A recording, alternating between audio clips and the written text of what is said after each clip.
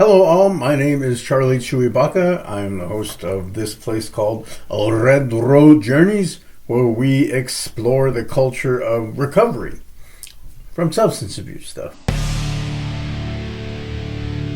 So today I'd like to look at this thing called emotional intelligence. What the hell is it? What is emotional intelligence, right? According to Wikipedia, emotional intelligence is defined as the ability to perceive, use, understand, manage, and handle, big one, handle emotions. People with high emotional intelligence can recognize their own emotions and those of others, use emotional information to guide thinking and behavior, discern between discern between different feelings and label them appropriately, and adjust emotions to adapt to environment. All right, so that's actually quite a bit, and so how does that apply to a person in recovery? So in order to answer that question, I like using this 3 questions. Why am I? Who am I? And where am I going? For example, if I'm really lonely and depressed, I could ask myself, well, why am I lonely and depressed? Who am I when I'm lonely and depressed? Am I happy-go-lucky Charlie, right? In recovery? Or am I old, chemically affected Charlie who just likes to sit there and when I'm depressed and feel sorry for myself and justify throwing in the towel and drinking? And where's that kind of thinking and behavior going to take me? Well, my phone is making sounds. Let's turn that off. So that's kind of a good route to take while kind of navigating your way through emotional intelligence. Another one would be, why am I always angry and pissed off? Or actually, why am I always angry and pissed off and hypercritical, right? Who am I when I'm angry, pissed off, and hypercritical? Again, am I like happy-go-lucky inner child Charlie when I was a little kid, didn't have a worry in the world? Or am I my dad, who was like drunk and irritable, and when he was sober, hated life? Sorry, Dad. He's been gone a long time. He's probably looking down at me going, all the times I got you out of trouble. This is where I get. Sorry, I'm just trying to help. It's also being able to discover the origin or the ideology of my loneliness, or the ideology, which is like the origins of, the ideology of my irritability, or the ideology, the origins of my fear. One of the things with fear is whenever we try something new, we're like bombarded with our self-talk. Right? The average human being, I always say this a lot because I really want people to remember this. The average human being has anywhere from 300 to 1,000 words of self-talk in a single hour. Holy crap. So if I'm having a really bad day, that's potentially 8,000 words of negative self-talk. That, man, I'm after an hour or two, I'm not going to go relapse and just self-medicate. All right, so being able to go a little bit deeper into my emotions and see why I'm like that is pretty important. And one of the best ways to do that in 12-step culture is actually doing a 4th-step inventory and writing that stuff down, because there's that one column, how this makes me feel. Like I could say, I was abandoned by all my friends, how? Next column, how or why? Well, I really needed them to help me. And this isn't true, I'm just making this up. My friends are great, okay? Or say a group of friends. I really needed their help, and nobody came. How did that make me feel? Well, it's a big part, feelings. It made me feel lonely. I felt all alone. I felt like nobody cared about me. I felt like I just wasn't worth the effort. And actually, those kinds of negative feelings and emotions you can put under one word: dignity or indignity. In this case, that will be indignity. If you recall, I'm always, why does my phone keep clicking, making sounds? I have you on silent, motherfucker. Yeah. Okay. So I'm always going on about dignity, and that's a really important thing in looking at our feelings and emotions, and where in this landscape of emotional intelligence I am. Okay, so dignity, and it's fucking hell. There. That works. Yeah! I'm so angry! Why am I angry? Okay. What the hell was I talking about? Oh yeah, emotional intelligence and dignity. Dignity in its most basic form is I matter. You matter. Your history matters, your feelings matter, your dreams matter, your emotions matter, your safety matters, and your recovery matters. All right, it's not like respect, because respect always has to be earned. And so if dignity means you matter, then indignity means you don't matter. And man, that sucks. There's not a human being alive who likes the way that feels.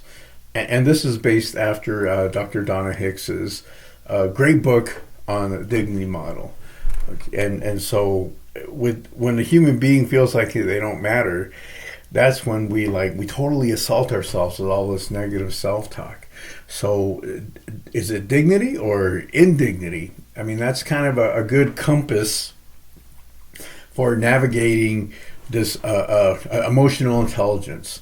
Right? Think about emotional intelligence as a big old sea, right? And where you're new in recovery, right? Within your first year, I mean, and the first year is crazy.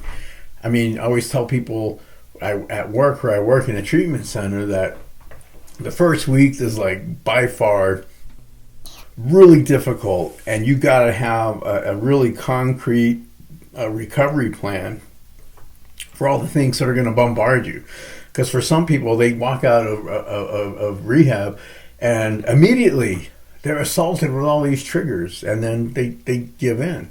But so the first year is not quite as intense as that first week, but it can, I mean, collectively it can seem like it, because some of us we have to literally change everything, like on Maslow's hierarchy of needs, that, with basic needs, safety, rules, relationships, love, esteem. We have to change everything. And in that first year, man, that can be really, really stressful. So having dignity as your compass is kind of a good way to navigate this emotional sea, right? For people in recovery, especially that first year to 5 years, depending just on how much they participate, emotional intelligence is going to be having the ability to feel like shit without relapsing on your substance of choice or a new substance. What do I mean by that? I mean, it's going to be having the ability to feel lonely and depressed and not pick up and not get a bottle of scotch, right? And slam it. It's going to be able to sit there and just feel it, kind of embrace the suck. A good example of that I like thinking of is, I remember when my son was like 15 and he broke up with his first girlfriend. It was crushing, and as a father, I was like, but he wasn't doing anything, like crazy, but he was just really, really down, and I saw that. And maybe the girlfriend afterwards, yeah, he was down again too, But as he got older, it's like the girlfriend, And so when I got sober and had my first sober girlfriend, I was like 22 or 23 or something like that. I was really young when I got sober. And after that relationship ended, I was like where he was when he was 15. I was just emotionally crushed. And I never felt that kind of depression and loneliness and rejection And luckily, I was hanging around a lot at 12-step meetings, and I had a lot of solid friends in recovery that truly gave a shit about me. And I hung in there. I developed the ability to feel like shit. And it's not just the negative feelings and emotions, for emotional intelligence. It could be the good ones. Like, say it's tax season and then you get way more money than you thought, or you inherit a bunch of money or something like that. And or you're finished with school and you're working in the field you really, really want, a career, not just a job, and you're making a lot of money, and it's just you're excited. We can get too excited, and that can be a trigger for a lot of people. That too much excitement, we're like manic. I think a lot of people in recovery it's pretty natural for us to be in that bipolar ocean, and this big old sea, or that, because we don't know how to feel negative emotions, and we don't know how to feel positive emotions too well. It takes practice. So if you're new in this and you're in that sea and your compass is like, what the hell is going on? Oh my goddamn compass! Hurry up and feel better! You know what? It does get better as long as you do not pick up and you have support, meaning going to meetings. You know what? It's not always going to be completely crushing, to feel loneliness, depression, and some anxiety. It does get better, and you just got to hang in there, man. There's a lot of things in this world of being in recovery to do, and if you find yourself bored in early recovery, you're probably doing something wrong. You go explore something, but that's a whole other topic in itself. So I don't write a script when I do these videos. I just kind of go off the cuff of what makes sense and what I've seen in the 30 plus years I've been sober, and what I've seen in other people in the 25 years that I've been working with people professionally as a substance abuse counselor. So I hope that helped, and we will talk to you soon about Toxic Shame. Go on that. That's Indian for get the fuck out of here. No, I'm just kidding. It just means goodbye. Bye-bye.